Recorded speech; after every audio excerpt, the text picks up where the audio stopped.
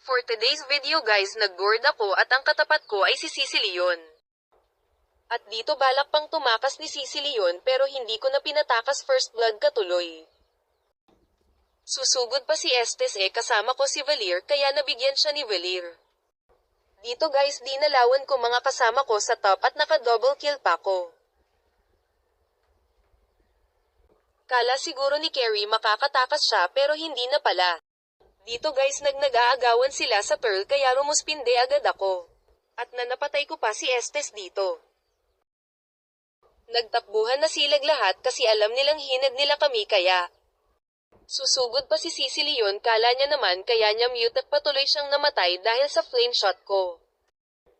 At itong tank nila hinahabol ako kalo ko di na ko makatakas pero wow ang swerte ko at nakatakas pa rin ako.